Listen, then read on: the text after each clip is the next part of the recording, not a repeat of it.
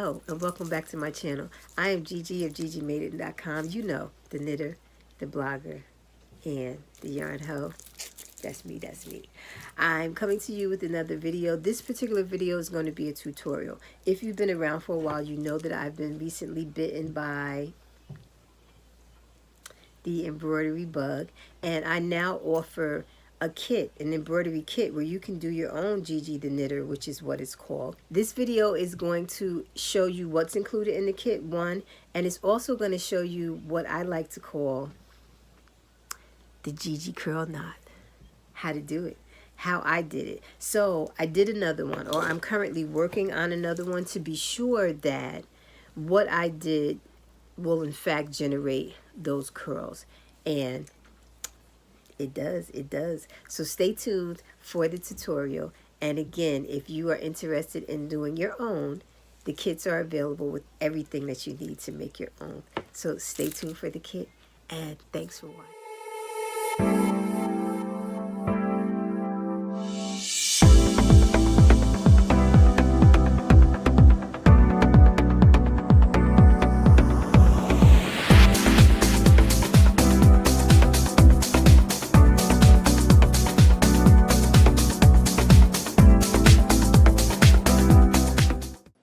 Okay, so before we get into the actual demonstration of the knot itself, let me show you what will be included in this kit. When you purchase the kit, you're going to get your needles, you're going to get a Saju hoop, you will get the thread that you need, black, which is the majority of the project, as well as a color for your yarn, whatever color you decide.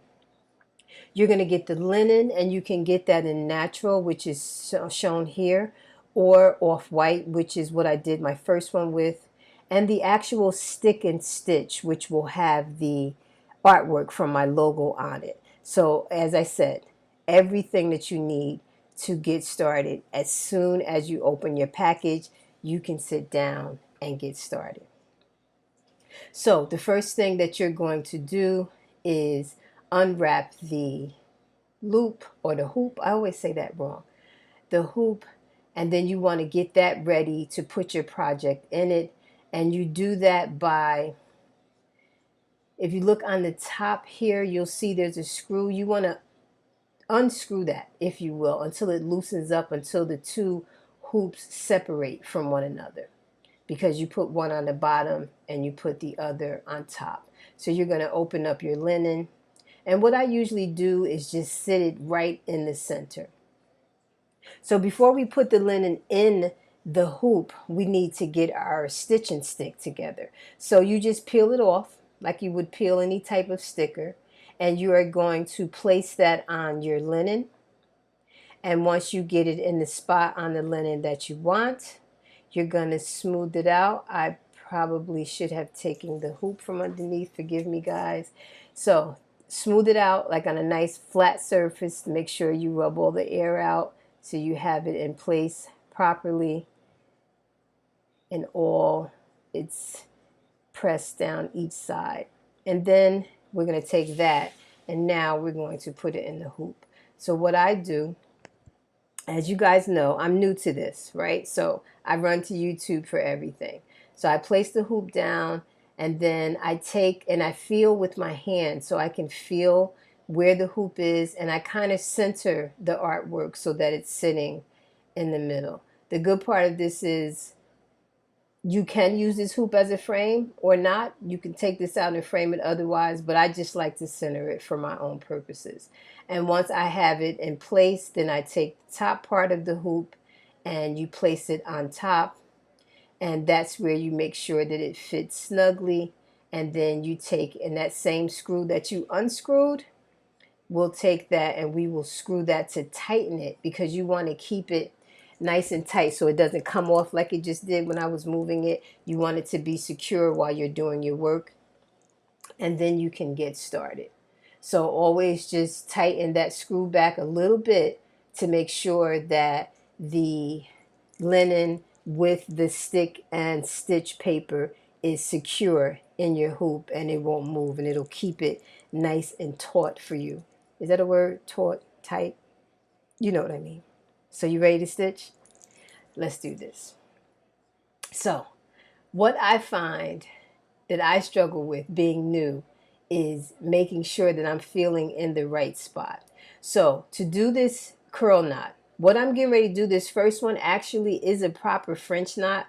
What I do differently though, guys, is I wrap it multiple times, right? So I wrap that around near 3 to 4 times. But this time, as you can see, the yarn, or the thread, forgive me, is tight against the needle. And then when you push that needle down or pull it down through, this first one is going to be actually the perfect French knot, which is what I was going for the first time around, but it didn't happen. So I'm going to continue on. And what's different about the curl knot, that I'm going to call it, is I wrap it more times than you do with a traditional French knot. And I don't make sure that the thread is tight against the needle. I simply wrap it around, as I'll show you here. So you pull the thread all the way up, wrap it around. So what did I do there? 4 or 5 times there. Put the needle back in, not in the same space, and simply pull it through. So you see how the yarn is I keep saying yarn, guys, forgive me. The thread is kind of unruly around it. You see how that one kind of stood up a little further and it's not as perfect as the previous one? That is what's going to get you your head full of unruly curls. So you just continue with that process. Pull your thread through, wrap it 4 to 5 times, put your needle back in the linen in a different spot. I don't go in the same hole, and pull it through. And let the yarn, don't worry about controlling it, just let the thread go as it will. And that's what's giving me that unruly type of curl look, that I'm not really being particular about controlling the thread, if that makes sense. So let's do that again. Come up from the bottom in the next space. And how I decide which next area I'm going to come in, guys, I really just don't want any space. I want you to see all curls, so I just kind of fill in as I go. If I see any empty space, I go in. But again, you see how I just kind of let the thread do its thing, and it's going, it just looks like an unruly curl instead of a nice neat knot, which is what the French knot does.